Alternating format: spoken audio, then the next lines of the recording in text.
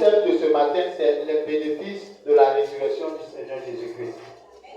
Le bénéfice de la résurrection du Seigneur Jésus-Christ. Les bénéfices de la résurrection du Seigneur Jésus-Christ. Alléluia. Gloire à Jésus. Luc chapitre 24, verset 1. Luc 24, verset 1. Quelqu'un me prépare Abdias 1, verset 17. Alléluia. Que Dieu te bénisse. Est-ce que tu es avec moi ici? Luc 24. Vous êtes à la page? Luc 24. La Bible dit le premier jour de la semaine, elle se rendit au sépulcre de grand matin portant les aromates qu'elle avait préparés. Elle trouvait que la pierre avait été roulée de devant le sépulcre et étant entrée, elle ne trouvait pas le corps du Seigneur Jésus. Comme elle ne savait que penser de cela, voici deux hommes leur apparus en habits resplendissants, saisis de frayeur. Elle baissait le visage contre terre. Mais il leur dit, pourquoi cherchez-vous parmi les morts celui qui est vivant? Il n'est point ici, mais il est ressuscité. Souvenez-vous de quelle manière il vous a parlé lorsqu'il était encore en Galilée. Et qu'il disait, il faut que le Fils de l'homme soit livré entre les mains des pécheurs, qu'il soit crucifié et qu'il ressuscite le troisième jour. Et elle se souvint des paroles de Jésus-Christ. Alléluia. Ce matin, nous avons dit les bénéfices de la résurrection du Seigneur Jésus-Christ. La résurrection du Seigneur Jésus-Christ a apporté des bénéfices et d'énormes bénéfices à l'humanité, même à la création tout entière. Alléluia. Gloire à Jésus. Jésus-Christ, le texte que nous venons de lire, parle de la résurrection du Seigneur Jésus. La Bible dit que lorsqu'il a été crucifié, il a été enseveli et le troisième jour, il est ressuscité. Il avait prophétisé lui-même sa mort, il avait prophétisé sa résurrection. Et la Bible dit que lorsque le corps était dans la tombe, les femmes, un matin, Marie de Magdala, avec d'autres femmes, sont parties au sépulcre dans le but d'embaumer le corps de Jésus. Et la Bible dit que le troisième jour, lorsque elles partaient dans le but d'embaumer le corps de Jésus, il y a quelque chose qui s'est passé. Lorsqu'elles étaient arrivées, elles ont constaté que la pierre avait été roulée. Et lorsque la pierre avait été roulée, la Bible dit que les femmes ont pris peur. Et lorsqu'elles ont pris peur, elles ont vu deux anges qui les ont apparus. Et lorsque les anges leur ont apparu, la Bible dit qu'elles ont baissé la tête et elles avaient peur, elles étaient dans la frayeur. Et les anges vont leur dire, pourquoi cherchez-vous parmi les morts celui qui est vivant? Alléluia. Que le Seigneur est ressuscité. Que souvenez-vous de ce qu'il vous avait dit. Il vous avait dit qu'il allait ressusciter le troisième jour. Donc allez-y informer les disciples pour que vous vous rencontrez en Galilée. Alléluia. Gloire à Jésus. Que le Seigneur te bénisse. Que la grâce de Dieu soit avec toi. Donc la résurrection de Jésus-Christ, la première, ou le premier bénéfice que cela a apporté à l'humanité, c'est que la résurrection du Seigneur Jésus-Christ a délivré l'homme du pouvoir du péché. La Bible dit que l'homme était dominé par le péché. L'homme ne pouvait pas obéir à Dieu. La loi, c'est pourquoi lorsque la loi était là, les gens étaient tout le temps coupables. Mais lorsque la résurrection de Jésus est venue, Jésus t'a donné le pouvoir de dominer le péché. Et la deuxième des choses que c'est venu faire, la Bible dit que ça a libéré l'homme de l'emprise, de la mort. La résurrection de Jésus marque la domination sur la mort. Donc Jésus lui-même a dominé la mort et tous ceux qui croient en Jésus maintenant dominent la mort. Pourquoi?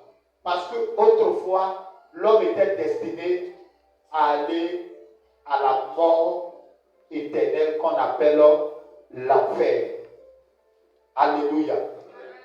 Mais la résurrection de Jésus est venue nous donner le pouvoir sur la mort de l'enfer. Parce que celui qui était coupable du péché était destiné à aller en enfer.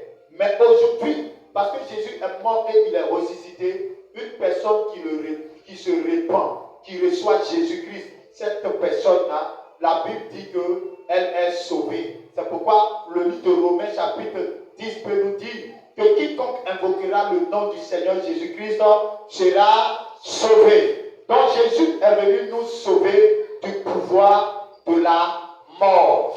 Alléluia. C'est pourquoi tu peux voir cela dans le livre de 1 Corinthiens chapitre 15, le verset 54 au verset 57.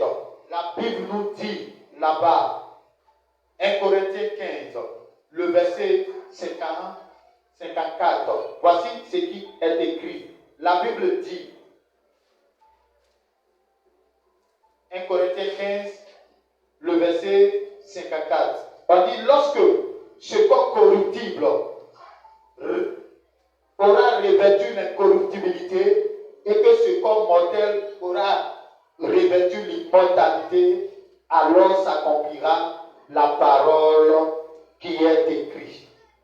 La mort a été engloutie dans la victoire. Ô mort, où est ta victoire? Ô mort, où est ton aiguillon? L'aiguillon de la mort, c'est le péché. Et la puissance du péché, c'est la loi. Mais grâce soit rendue à Dieu qui nous donne la victoire par notre Seigneur Jésus-Christ. Est-ce que tu peux acclamer pour cette parole? Donc la Bible nous dit que la mort et la résurrection de Jésus-Christ a englouti le pouvoir de la mort. Donc la mort n'a plus de pouvoir sur toi quand tu es en Jésus. Pourquoi? Parce que, qu'est-ce qui va se passer? Tu vas connaître l'incorruptibilité.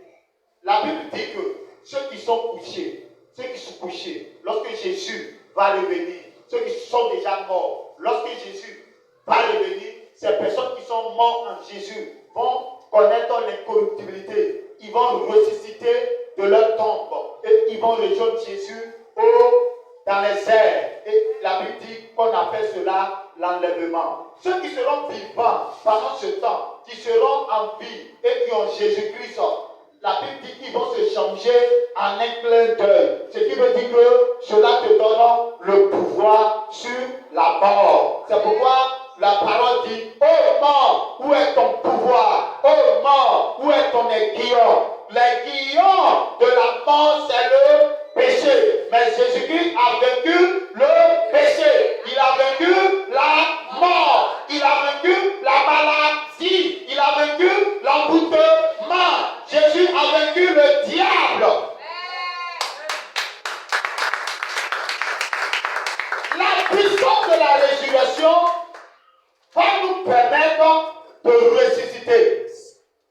Va nous permettre de recevoir un nouveau corps. Et ce corps s'appelle le corps incorruptible. Ce qui veut dire, lorsque ce corps nous sera donné, lorsque nous allons nous changer et partir pour l'enlèvement dans le royaume de notre Père, la Bible dit que nous n'allons plus connaître le péché. Nous n'allons plus connaître la séduction. Nous n'allons plus connaître la mort.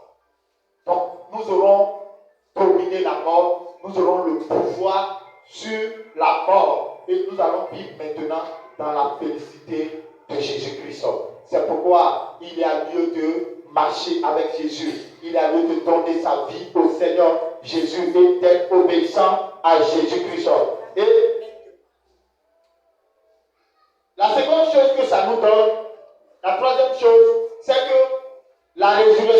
du Seigneur Jésus-Christ a suscité des libérateurs. Faut dire, je suis un libérateur. Je suis un libérateur. Donc la résurrection de Jésus a suscité des libérateurs. Donc un enfant de Dieu doit être un libérateur. Alléluia. Si tu n'es pas un libérateur, c'est que la résurrection de Jésus ne s'est pas encore bien manifestée dans ta vie. Parce que tu dois être un libérateur. Si tu vois un malade, tu dois le libérer. Si tu vois quelqu'un qui n'est pas encore sauvé, tu dois lui parler de Jésus pour qu'il soit sauvé. Alléluia. Tu vois un aveugle, tu dois lui dire, mon Seigneur Jésus te guérit. Tu vois un paralytique, tu dois lui dire, mon Seigneur te guérit. Tu vois un sidéen, tu dois dire, mon Seigneur te guérit. Tu vois quelqu'un qui a la tuberculose, tu dois lui dire, mon Seigneur te guérit. Et ce que tu déclares doit s'accomplir, doit se réaliser, parce que Dieu dit que tu es un libérateur. Nous allons lire Abdias chapitre 1. Ça parle de ça. Bien-aimé, tu dois être un libérateur. Et Jésus a dit que tu es un libérateur. Il dit ceux qui vont croire, voici les signes qui vont les accompagner. C'est pourquoi si tu n'es pas un libérateur, ce qui veut dire que la résurrection de Jésus ne t'a pas encore bien touché. Ça doit te toucher ce matin. Faut dire la résurrection de Jésus doit me toucher. La résurrection de Jésus doit me toucher. Afin que je sois un libérateur. Afin que je ne sois plus une victime. Mais que je sois un libérateur. Partout où je passerai. Que je sois un libérateur. Ce matin, je suis un libérateur. Je suis un libérateur. Je suis un libérateur. Alléluia. Regardez le verset 17. La Bible dit, mais le salut sera sur la montagne de Sion. Elle sera sainte et la maison de Jacob reprendra ses possessions. Alléluia.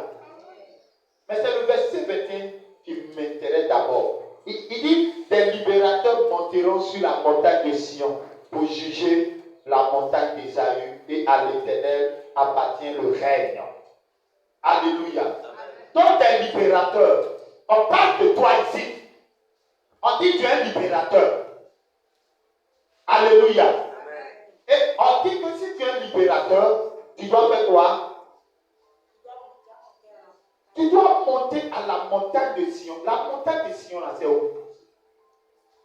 C'est la maison de Dieu. Ça veut dire quoi? Tu dois reprendre quoi? Tes possessions. Tu dois reprendre quoi? Ton autorité. Tu dois reprendre quoi? Ta capacité. Tu dois reprendre quoi? Ta puissance, ta sagesse, ton intelligence, ta connaissance, ton autorité. Parce que Jésus, ressuscité, te donne l'autorité, te donne la puissance, te donne la sagesse, te donne la connaissance, te donne la victoire sur les jeux des ténèbres, sur les victimes, sur les marabouts, sur les pécheurs, sur la sorcellerie. Il te donne le pouvoir sur les démons.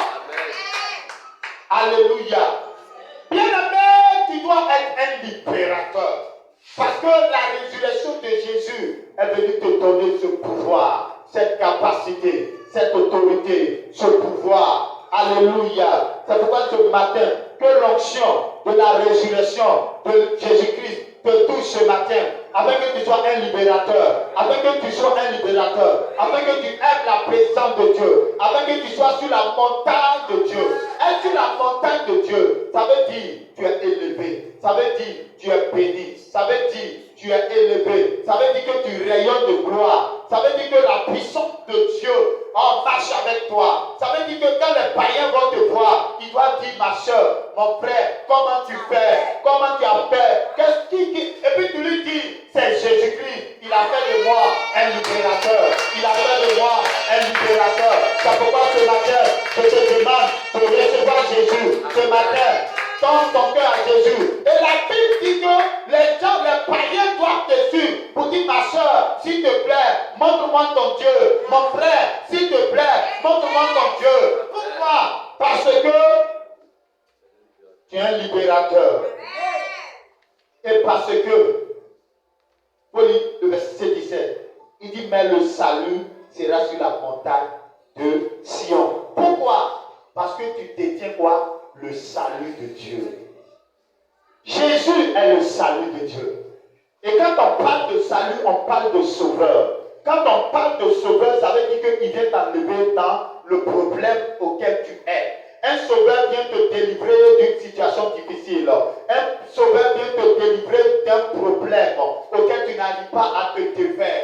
Un sauveur vient te délivrer du problème que tu n'arrives pas à te défaire depuis des années. Un sauveur, quand il vient, il dit cette situation que tu as traversée depuis des mois, depuis des ans, depuis des années, tes grands-parents ont traversé et toi tu souffres depuis. Parce que je suis un libérateur. Si je viens, je dois te faire sortir de cette situation et je te communique Jésus-Christ qui est le salut. Et pendant que je te donne Jésus qui est le salut, toi aussi tu deviens un libérateur. C'est pourquoi partout où tu vas passer, tu parleras de Jésus. Tu parleras de Jésus. Les âmes seront sauvées. Les âmes te donneront à Jésus. Les âmes te donneront à Jésus. Les âmes doivent se donner à Jésus par ton canal. Les âmes vont dire, mon frère, comment tu fais?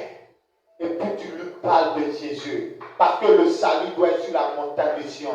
C'est pourquoi il n'y a plus lieu de te soucier. Il n'y a plus lieu de pleurer. Oh mon frère, ma soeur, ma fille, mon fils, si tu connais le salut, la résurrection de Jésus-Christ, tu ne vas plus pleurer. Parce que quand la résurrection de Jésus te touche, tu reprends tes possessions. Les possessions, ça veut dire quoi? Tes bénédictions, tes grâces, tout ce qui t'a été volé doit te revenir ce matin. Ce que le diable a tué en toi, ressuscite ce matin. Tes vertus ressuscitent, tes dons ressuscitent, tes dons ressuscitent, ta joie ressuscite. La confiance que tu avais hier, que le diable a tué, ce matin, je déclare et je décrète, par la puissance de la résurrection de Jésus-Christ, que cela ressuscite au nom de Jésus-Christ. Les talents que Dieu a mis en toi, ces talents que le diable avait étouffés en toi, ces talents ressuscitent ce matin au nom puissant de Jésus-Christ. Je déclare que ceux qui ne te connaissaient pas commencent à te connaître. Ceux qui ne te considéraient pas commencent à te considérer. Ceux qui te rejetaient ne vont plus te rejeter, mais ils vont te chercher avec le torche. Ils vont te chercher avec le torche pour dire mon frère, ma soeur, j'ai besoin de toi. Je ne voyais pas hier ton importance, mais j'ai oublié que ta présence dans ma maison, quand tu étais présent dans ma maison, je n'ai jamais eu de problème. Je n'ai jamais eu de problème.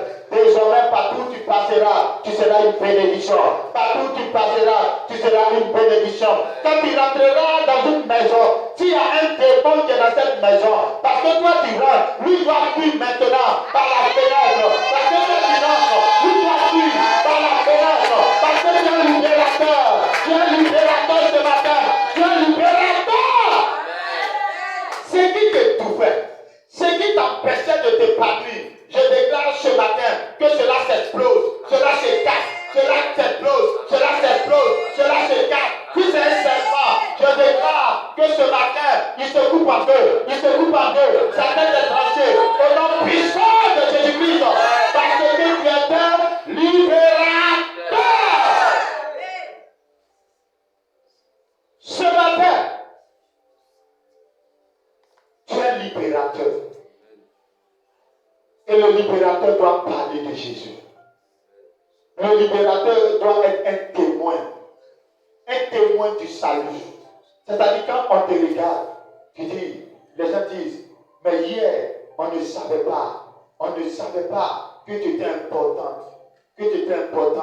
Bien aimé, lorsque j'étais quelque part, j'étais négligé, j'étais méprisé, j'étais humilié. Chaque fois, c'était des humiliations, c'était des injures, c'était ceci. Mais lorsque la puissance de la résurrection a touché ma vie, ça a commencé d'abord par la domination sur le péché. Ça a continué par la domination sur le problème. À un moment donné, ça a commencé maintenant à devenir intéressant. J'ai commencé à posséder mes possessions. Et quand j'ai commencé à posséder mes possessions, étonné. Mais comment il a fait? Mais lui là, il ne devait jamais s'en sortir. Parce que lorsque on partait consulter, on voyait qu'il était attaché, il était lié, mais ça les a surpris. Parce que la puissance, la résurrection de Jésus-Christ fait sortir les morts, ceux qui sont morts, ceux qu'on les considère, qui ne pourront plus vivre. Il les ressuscite, il leur donne une seconde gloire, il leur donne une seconde vie, il leur donne une seconde chance. Ce matin, Jésus te donne une seconde chance. Ce matin, Jésus te donne une seconde chance. Jésus veut que tu t'engages avec lui. Il veut que tu marches avec lui. Il veut que tu marches avec lui.